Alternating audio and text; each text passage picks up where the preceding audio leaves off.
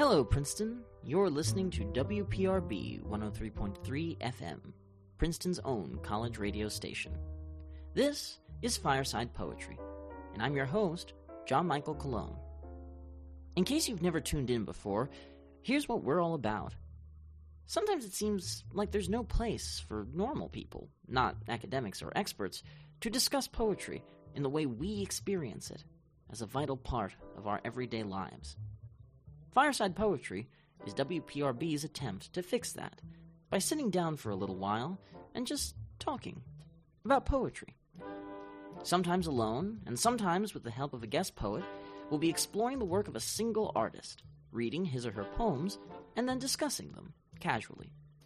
So now, without further ado, sit back, grab a cup of coffee, and let's talk poetry.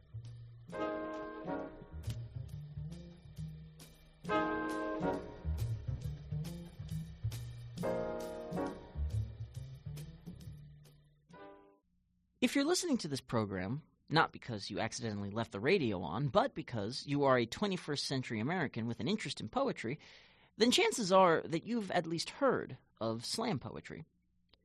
Now, slam poetry, sort of glibly defined, is poetry meant to be read out loud before an audience. Poetry, in other words, that's meant to be performed.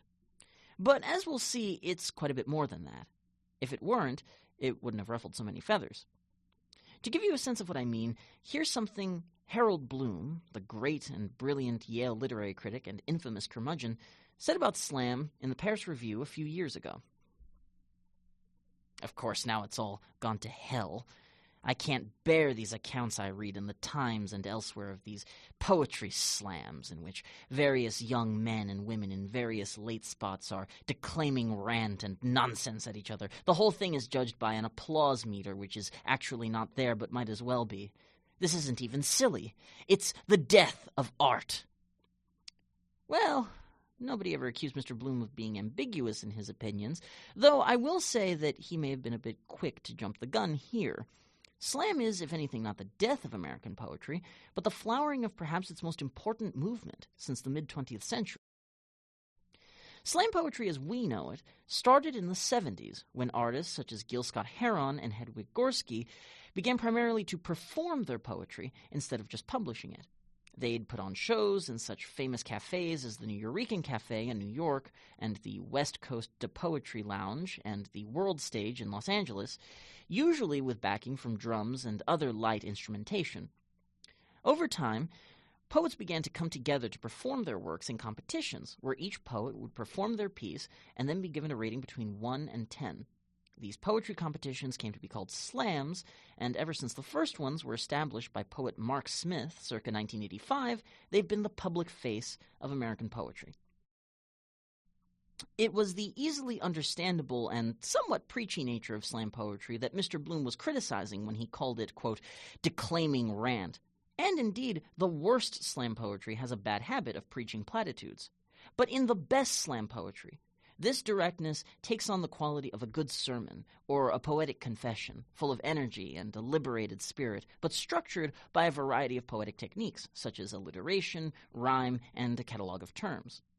It can take the form of a spoken word poem set to light instrumentation, or a very physical performance, hand gestures and movement, or it can be sung itself, or it can be a rap, because slam poetry and hip-hop came of age in the same social milieu and are very closely related. The diversity of spoken word forms is part of the reason for its popularity, and it's safe to say that many of this generation's poets are, if not slam poets themselves, then at least influenced by or reacting to slam poetry. So let's talk about this generation's poets, or rather with them. Today I have with me members of Princeton University's own Ellipses Slam Group, the first poetry slam group on campus. It was started in 2011 by Ava Gayer, who is with us here today, along with fellow Ellipses members Genesis Fonseca and Alec Lohman. They're going to slam for us today on the air, and then we're going to talk a bit about their poems. So, hey guys. Hi. Hello. Thank you for having us. So, starting with Ava, let's, why don't we talk a little bit about you guys, because Sure. It's an interesting thing to start a slam poetry group. So how long have you been doing slam, Ava? So Personally, I suppose I've only been doing it since the summer of 2011, when I started at a rookie slam open mic in Cambridge, Massachusetts, which is where I live, and also where the National Slam Poetry Festival was held the summer before I came to Princeton. So I had a bit of a page poetry background, quite a long performance background, and had encountered slam poetry a little bit in high school and was just very curious about it as a form that, as you mentioned in your intro, takes page poetry and tries to maybe pump a little bit more blood into it and give it a strong, resounding heartbeat, and also kind of that you have to absolutely reach an audience immediately. And what made you want to start a group at Princeton? I think whether or not you sort of actively self-identify as an academic on the Princeton campus, we all, or at least I'll speak for myself, personally, I'm always looking for ways to get out of my head on the Princeton campus. So slam poetry seemed to me to be like a great sort of vehicle through which to get to know some really interesting people and also do sort of a crazier, less formalized art medium that was new and foreign to me. And so far it has been that. So Alec, how long have you been doing slam poetry? Let's see. Since about the fall of 2009, I guess. That would have been my sophomore year of high school. I got involved with a club at school. Like Ava, I'd had some performance background and also some page poetry background. And so it was something that was really attractive to me, both the performing aspect and then also sort of the political aspect as well. I see slam poetry as something that is can be very closely tied with sort of a spirit of activism in the way that it can reach a lot of people and very viscerally too. So I got involved with the club at my school, and I was fortunate enough to be going to school in Durham, North Carolina, which was it's sort of a hotbed for this art form, especially around the time that I was getting into it. The youth slam poetry scene started blowing up. So that was something that was really cool for me, something that I got really involved in. And so then I came here. I'm a freshman and found this group by a series of crazy happenstances. And here I am. And Genesis, what's your background in slam? Well, I've been writing poetry since middle school, and I really started performing in high school, a couple of performances, and I started going to the Poetry Lounge in Los Angeles, which is an amazing place, and it hosts slams every Tuesday night. And so when I went there and I met a lot of great poets and just saw how amazing and powerful the messages they were delivering were, I just decided that I wanted to focus on writing myself. And I met Ava in one of my theater classes, and we were really close, and she knew I liked writing poetry, and so immediately she told me about this idea. And this year, it's really taken off with the Lipsy Slam team, and I'm really happy to be a part of it. We performed already for great venues here on campus, and we've even done a regional competition at Yale, which was amazing. And it's just, it's something I love to do, and I've been doing it for a long time. All right. So, Alec, you're going to be reading first, right? Yeah. So why don't you start us off? Okay. So this poem is called Song for a Newborn. I hope you grow up to have a house full of books and never forget your childhood. I hope the world is wordless and new to you like fresh snow, even if you grow up to pen pages of its praises, and I hope you're never, ever content. I want you to savor rainstorms and love thunder and delight in lightning, and every time the wind shudders and the shutters shiver, I want you to smile. I want you to sit in the dark with your eyes closed for a while the heavens toss and turn about you and make you feel that much more alive. For you are going to blossom to embody your father's passion and your mother's grace and your mother's passion and your father's grace, and I hope you spend your whole life searching for just what beauty is and never find an answer. I hope you're a dancer, or a painter, or a singer, or a tenor saxophonist, or an actor. I hope you're spectacular regardless of whatever you do. I hope you are a poet in whatever way you choose. I hope you even have an everything to lose and one to gain, too. And I hope you know that your name is something to shape as much as live up to. I hope you carve your own constellations out of the night. I hope you're all right with unanswerable questions and you never stop asking them and living them. I hope you don't hate anything and suck your life clean of marrow, and I hope you care for your parents in their old age, and I hope you do your all to keep this world from dying, and I hope you're not afraid of crying, because I know that you will love. You will love. You will love deeply and freely and meaningfully, meticulously, wildly, splendidly, magnificently, gently, plentifully, purely, sadly, resolutely, truly, fearlessly. You will love. I hope you read this poem someday and know how much it meant to me. And I hope that you're never held back by fear. And I hope that you always breathe deeply. Man, that was great. So, do any of you, as a side note, know the history of the snapping thing? Because it's so deeply ingrained, I feel, in slam culture, and it's just... I personally do not. I'm not sure of the exact history. I want to say it's something we inherited from beat poets, snapping in the, right. the cafe. Also, we have some inner group controversy about whether we want to continue snapping or not. I think it's cool. Yeah. I think it's a neat thing. But anyway, to get to the poem, it's a marvelous poem, by the way, Alec. Oh, thank you. I guess the first obvious question is, who did you write it for? That's a good question. So I was So I'm from Durham, North Carolina, as I've said, and I live right near Duke. And Duke has a summer writing program for youth that I went to for a number of years. And there I met someone who I consider to be one of my mentors, a local teacher who had really gotten into sort of spoken word hip-hop kind of thing with his students and brought that to his class. And he was having a son. Or his wife was having a son, should say. And he told us that they were planning to name the baby Atticus, after Atticus Finch from To Kill a Mockingbird. Right. And so he asked our poetry class to write poems for his son.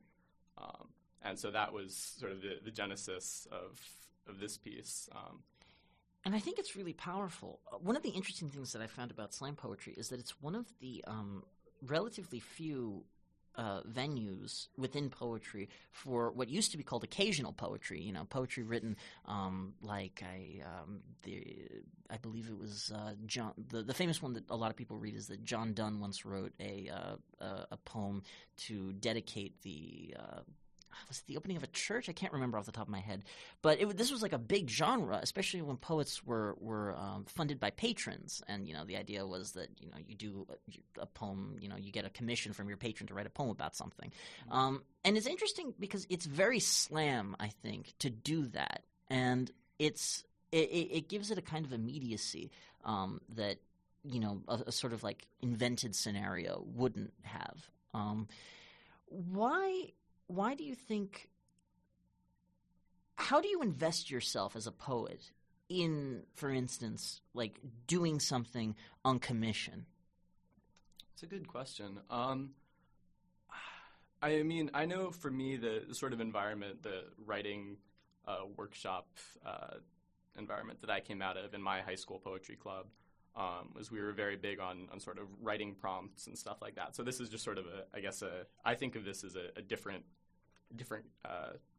branch of that kind of thing, think of this as a writing prompt, but then also recognizing sort of the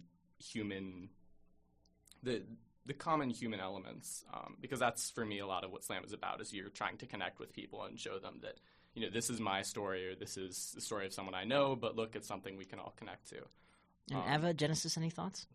Ava, sorry. Writing on commission? Yeah. When you said that, the thing that it sparked for me was when we were preparing for a show on campus with BAC Drama earlier this year, and we decided that we wanted to split up and try our hand at group pieces for the first time. And we all wrote poems that had to do with strong emotional memories involving music. And then we sort of inorganically, but kind of organically, sort of broke each other up into groups within that, and I wound up with two great members of our group, Ryan Cody and Victor Pomery, who both share this really strong passion for hip-hop, and I don't listen to hip-hop at all. And in fact, my strong music emotional memory poem was about Joni Mitchell, which is about as far from hip-hop as you can possibly get. And so it was very clear to me within about 5 minutes of being in the room with these guys that they just had so much juice to write a group piece about hip-hop. And I kept saying, I think it could be cool to try and integrate Joni Mitchell in there too, but I'll write a hip-hop piece if you want to write a hip-hop piece. So that's sort of the closest that I've ever come to having to write on commission in a way. And I actually think it was a really interesting exercise because slam poetry does often come from so deeply inside ourselves that to have to apply that same kind of personal outlook to something that felt very exterior to me, I had to really find what's my angle of entry in this, and especially I think sort of as a woman and maybe even more as a white woman, I don't know. But yeah, so that wound up, and I think I ended up, my voice in the piece ended up being sort of this outside commentator, which hopefully added texture to it, I don't know, but it was definitely a challenge. Yeah, I agree with Ava. I feel like when you're commissioned to write something, it forces you to, it's sometimes a very great challenge to write about something that you probably wouldn't write about otherwise, because it forces you to either go back into your memory and pull out that something that you probably hadn't thought about in years. And so I think that's the most powerful thing about when you have writing prompts or when you're asked to write a group piece on a topic that you probably aren't comfortable with or haven't really looked into. It can really produce something amazing, and I think that's what I found with commissioned poems. One of the topics that has come up on this show in the past has been how do you structure free verse? And one of the things that I really liked about this poem in particular was that it very much does the Walt Whitman thing of structuring a poem around repetitions of terms. And listing things in a very effective way, but something that comes across. So for instance, like the you will love meticulously, wildly, splendidly, magnificently, gently, plentifully, etc. But one of the interesting things that comes across when you're slamming it is that many of these are the particular way in which you'll read a line is that you'll read through to the end of the line, even when there's punctuation in the middle, such that some of the listings have this kind of, I don't even know how to say it really, but like this lilt. Like, for instance, when you say, regardless of whatever you do, I hope that blah-de-blah-de-blah, and it's really cool. And I was wondering, how self-conscious are you when you're writing a poem about that quality of it, and where does it come from? That's a good question. Excellent question. I know for me, personally, I'm more of like an oral, oral kind of person, in that I can, when I'm writing something, I tend to hear it, and which sounds kind of strange for people, or to people for whom that's not the case, because I know that's not the case for everyone, but for me, it's something that I hear a lot, and so as, not initially, but as I sort of progressed, working in the slam genre, it is a very common stylistic thing to play around with when you pause and when you how you say a certain line and how you break it up.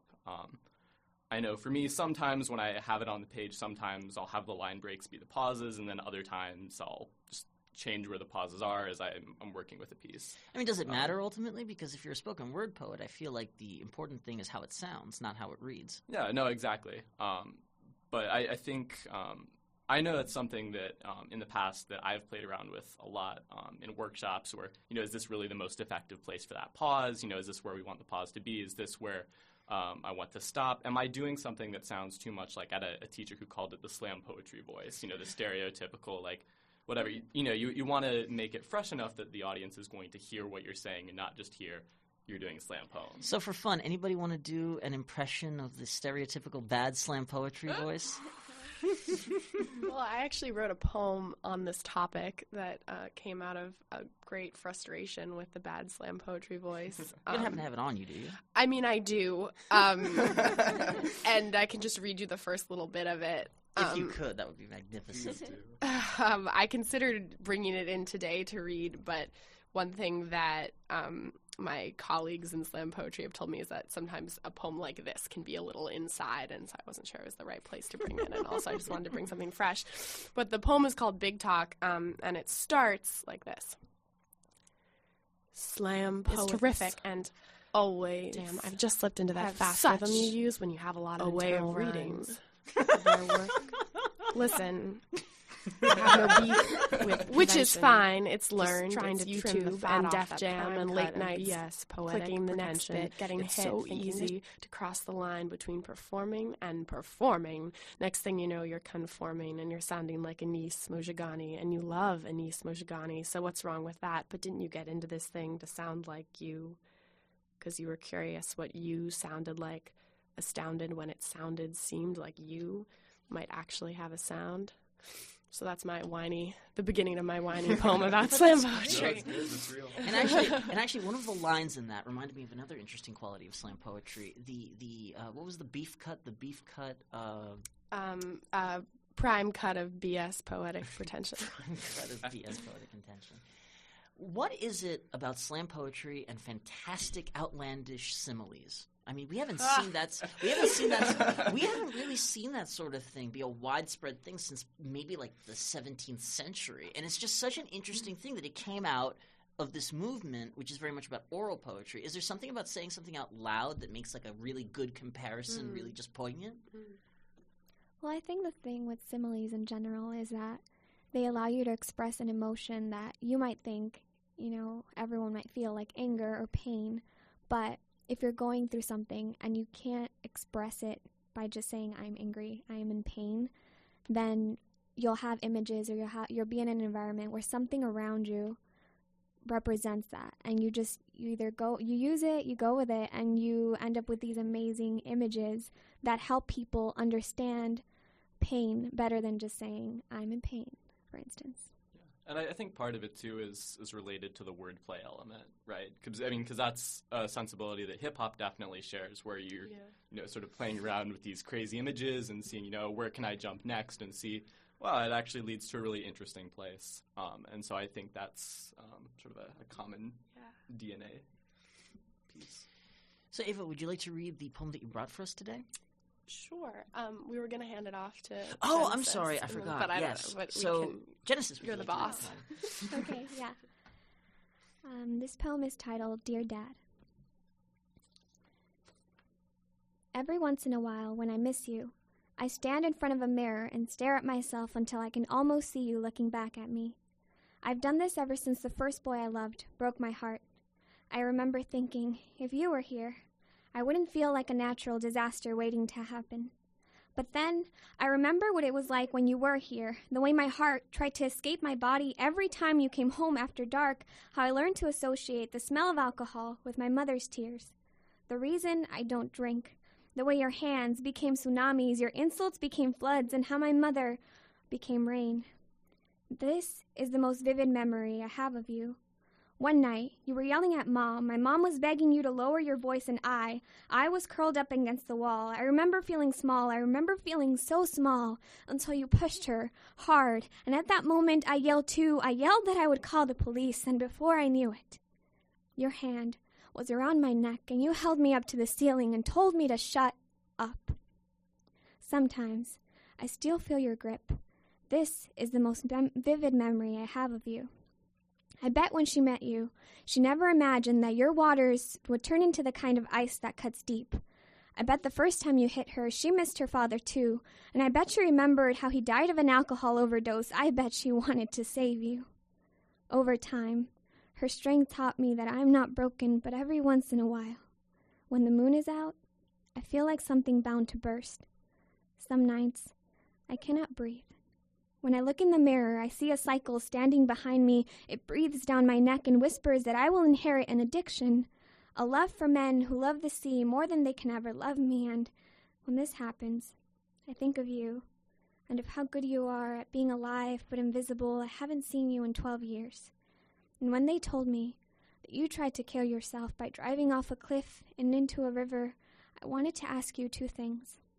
1. Why are you so drawn to things that drown you? 2. Daddy, will I grow up to be just like you?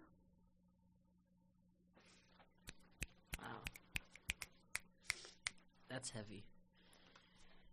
And it's heavy not only because of the sort of obvious reasons in its subject matter, but also because of the way that it builds up, I think. I really admire the way that you build up the through this catalog, right? The I bets and the I's and the whens and like there's a progression. It's not just repetitive for the sake of it, but it's building up until that final quiet moment when you ask him the two questions. And I think that's really admirable. How do you find it within yourself to rip that part of your heart out of you? Because I'm a writer too, and I know that when you're writing about topics that are autobiographical, even when you're wrapping them up in fiction, like I would do, it's very hard to find the way of putting yourself out there on the page like that. So how do you cope with that?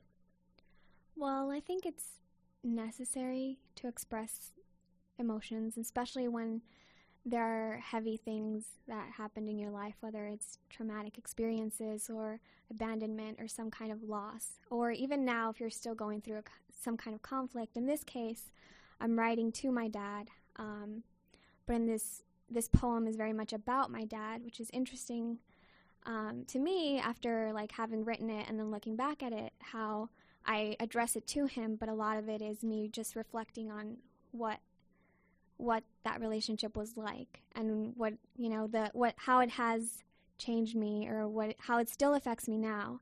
And so for me, I really just wrote it out when I was feeling really upset and stressed out and sad.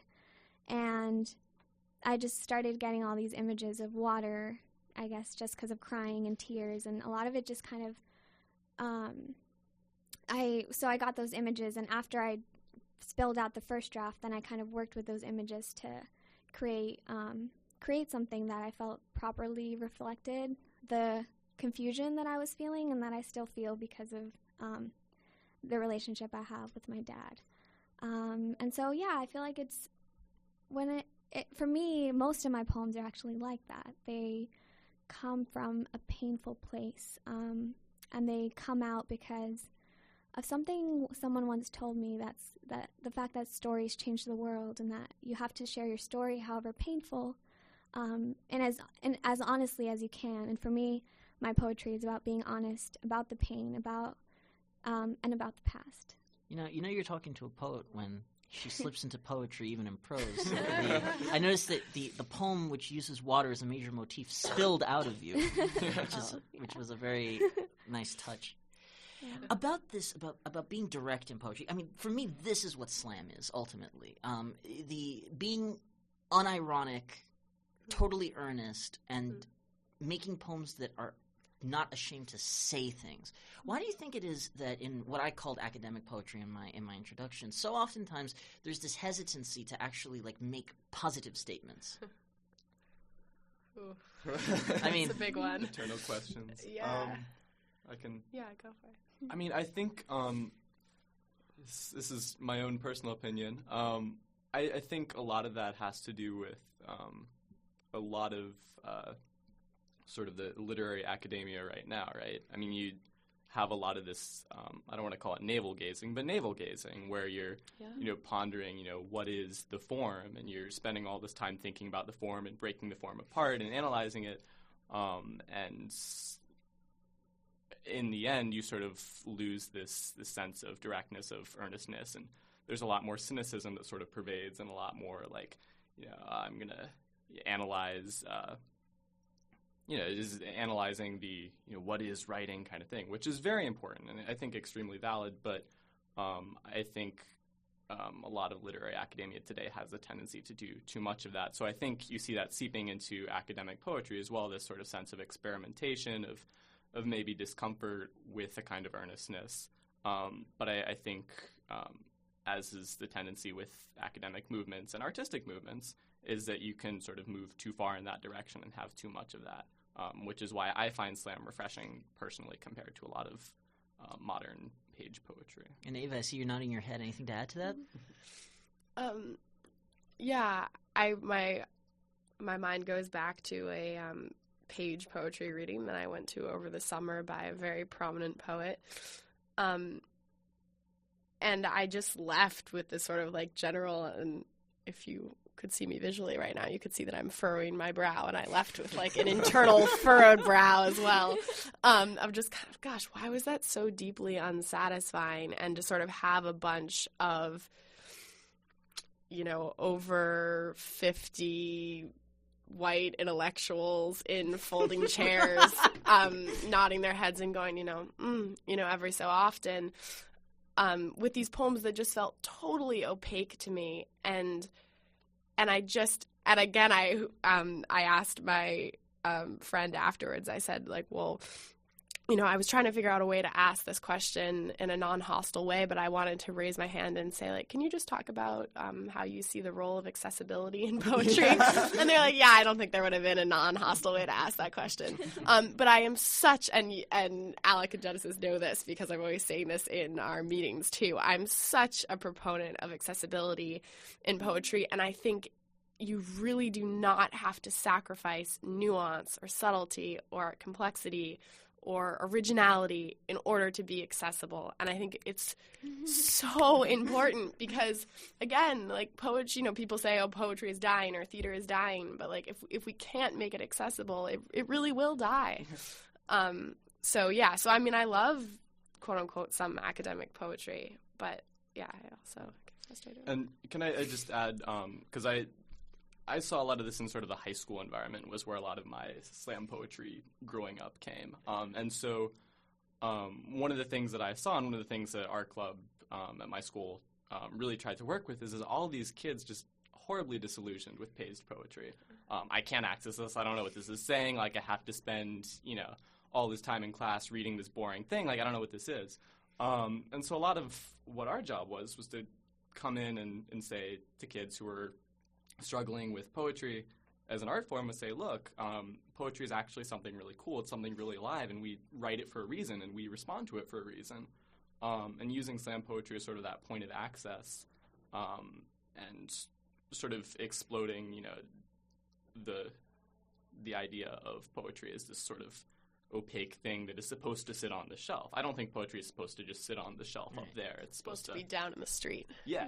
And I think it's interesting because this sort of hip-hop punk rock ethos of going out there and doing your poems would probably, I mean, you don't want to generalize here, but I suspect that it would have resonated more with the great poets of, like, the Western tradition. I mean, like, I think that oftentimes when we look at someone like just off the top of my head, we were talking about metaphysical poets before, so like Andrew Marvell or something, who does like a cute little thing like, the grave's a fine and private place, but none, I think, do their embrace. I mean, that's still funny. That's still something that like resonates in everybody's lives, and I think that this idea that, poetry is for the academy can kind of be a very big constraint. So, we have one last poem, I suppose, that we want to read. So, Ava, what's this poem about?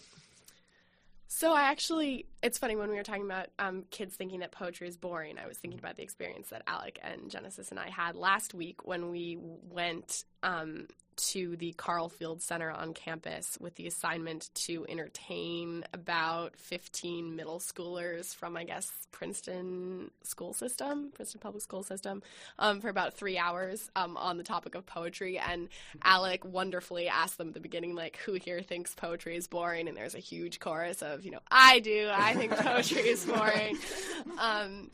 But anyways, in preparation for that, we thought we would perform some of our own stuff for them. And then I realized the night before that I had no poems appropriate to share with anyone below the age of 18. And so then I had to write something. And so this is something that was very, very off the cuff. But some of these ideas had been sort of swirling around in my head for a while, and I'm definitely not satisfied with this poem in its current version, but I wanted to bring it in today because I was excited by its freshness. So it's called Note to Self. 1. Keep in mind, beautiful people are boring. The thin girl whose legs are field hockey sticks, who knows she's all hard angles and hard-ons, catcalls, and those metallic tights pushing her avalanche of curls from her forehead, is exhausting to even watch. And I can watch her for the moment, feeling sidelined in sweatpants, yet still know myself sometimes guilty of the walk that asks eyes to attach to it like brass tacks. Keep in mind, beautiful people are boring.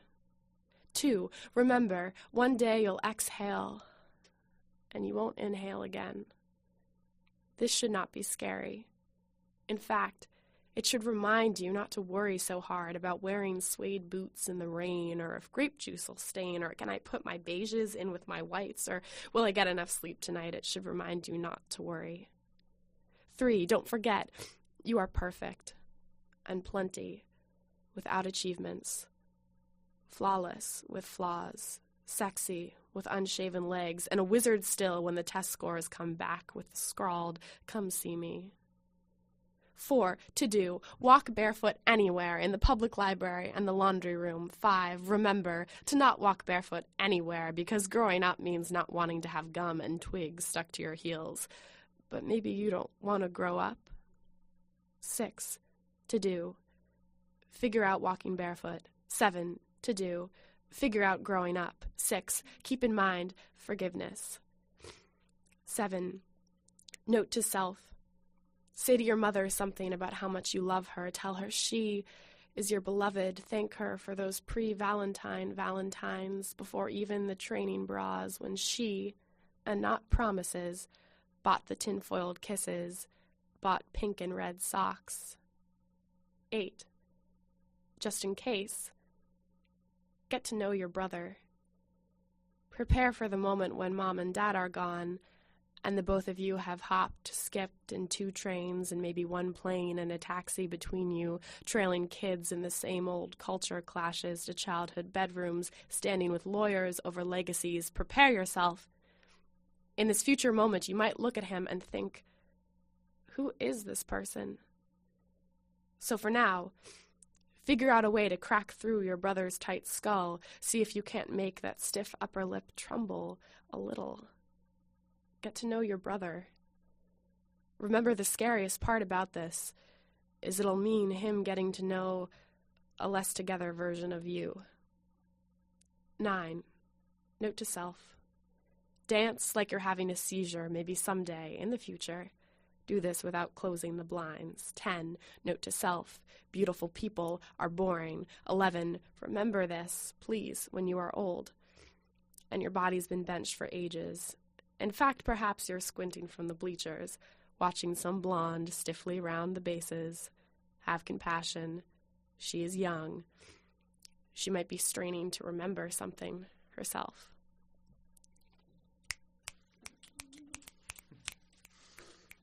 This also was a very autobiographical poem, I think, right? Especially the part with the brother. I detected. Sure. I detected the authenticity there. Good. I'm glad and your authenticity detector was beeping. That's good. And I suppose it's interesting that the directness of it works because So we were talking before about how, academic poetry often hesitates to be as direct and as earnest and so on. And I think that part of it, just sort of going off writerly instinct might be that it's very hard to be direct but also convincing in an age of irony, cynicism, etc., where it's so easy to dismiss, notions such as that, you should get to know your brother. It could almost sound like your mother nagging you, right? And yet here it doesn't sound like nagging. Huh. And I wonder, how do you achieve that effect, do you think? Directness without the loss of authenticity? Directness and sincerity without the loss of authenticity, right. Okay. Yeah. No, that's an excellent question, I think, for this poem because I think my greatest concern going in with it, especially with lines like dance as though you're having a seizure, is that we, delve into inspirational coffee mug material, which I think slam poetry, again, not even at its worst, but at its not greatness, can sometimes do. and so as I continue working on this poem too, that's something I'm going to think about, because I really want to get at this idea of those concepts or lessons that we think that we've learned in our lives, but then there's the everyday comes in, and so it's not always easy to hold on to that. And sometimes I literally do have these moments where I get really excited about whether it's an idea for something artistically or like something in my own life that I think personally I should work on, and I do try and write them down, and then it feels a little ridiculous to be writing these like huge massive concepts down. So that's what I was getting at. I guess none of that answers your question, but in terms of directness, yeah, so there's a direct nature to this poem. It's also a list poem. That's part of it, and I think when we read it for those middle schoolers, like, I think they responded to the direct lines, the, like, figure out walking barefoot, the figure out growing up. So I think that can be some of its power. But it's interesting. I don't know. I'm not sure that I fully even would say that I feel like directness usually sacrifices authenticity. I think if anything, sometimes it sacrifices artfulness. But yeah. I don't know. I'd be interested to hear from That's interesting. you guys say. What do you guys think? Big questions today. Sorry, I tend to ask those. No, it's good. Those are great. the questions you should ask. Yeah.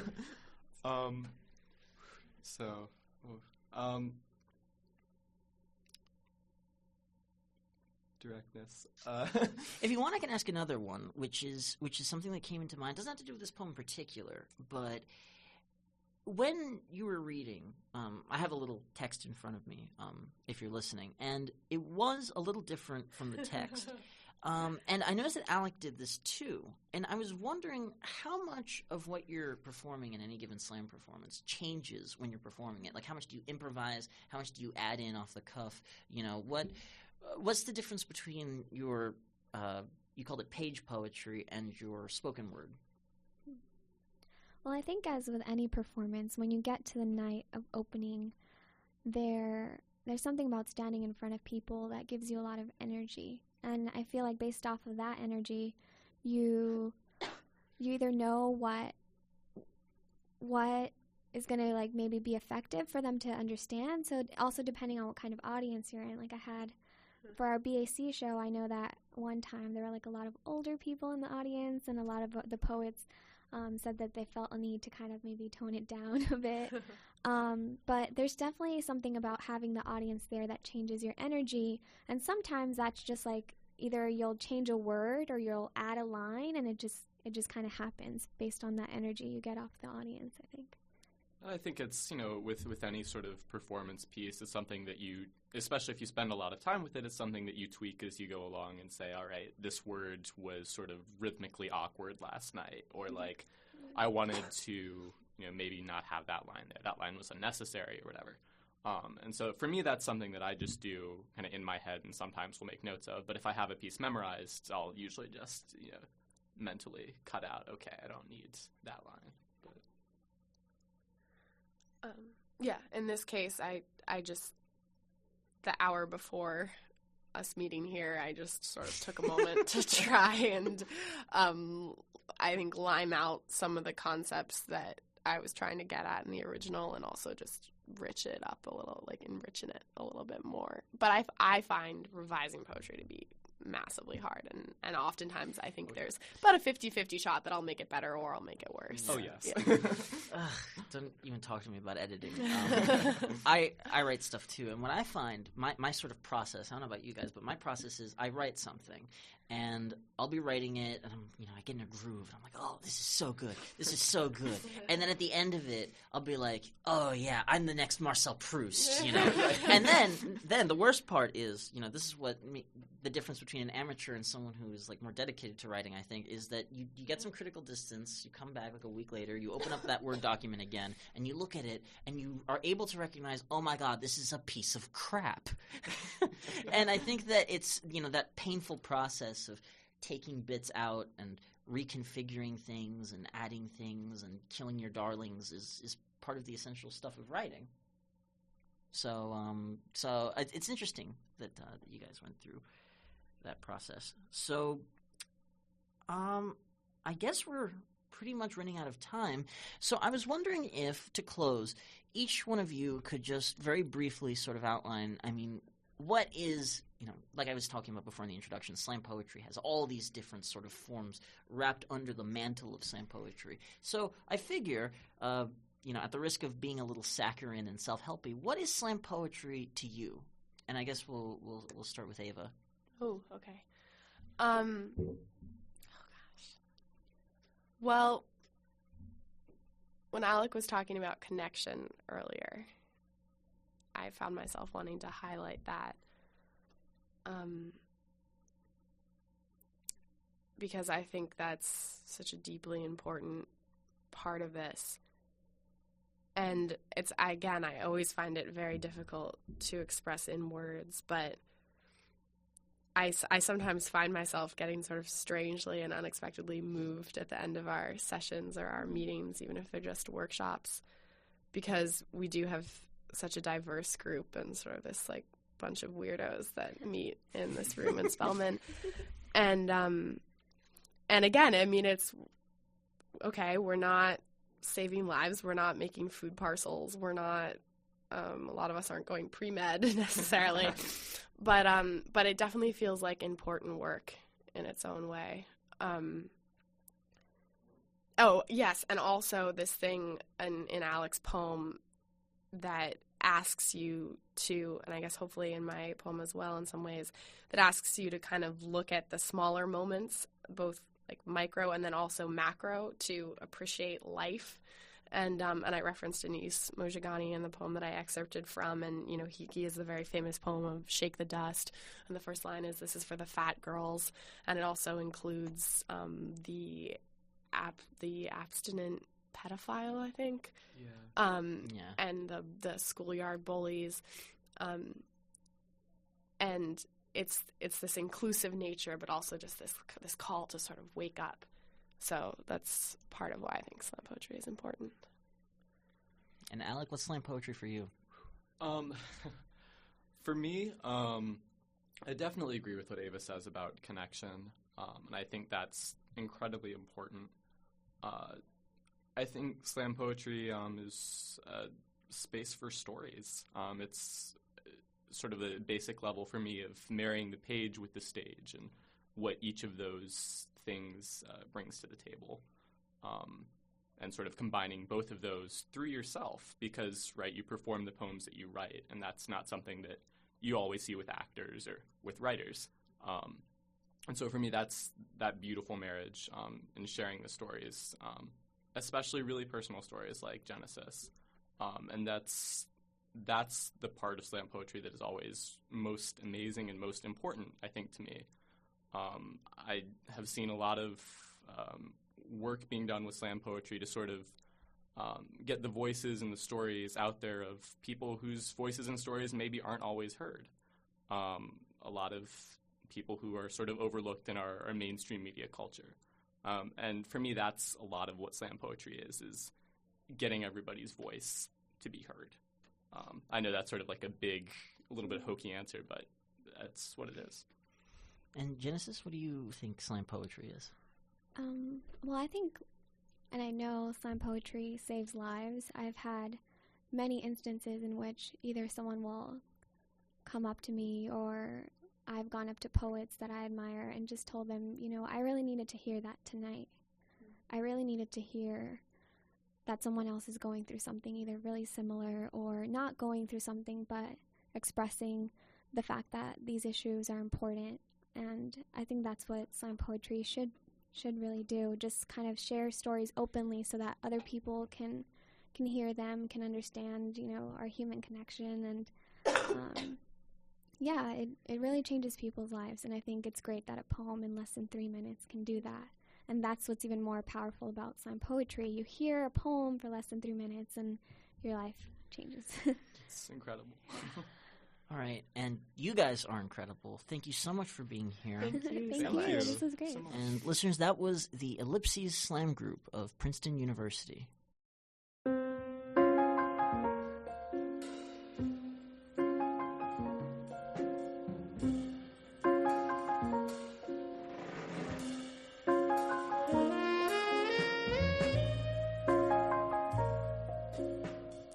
Well, that's a wrap.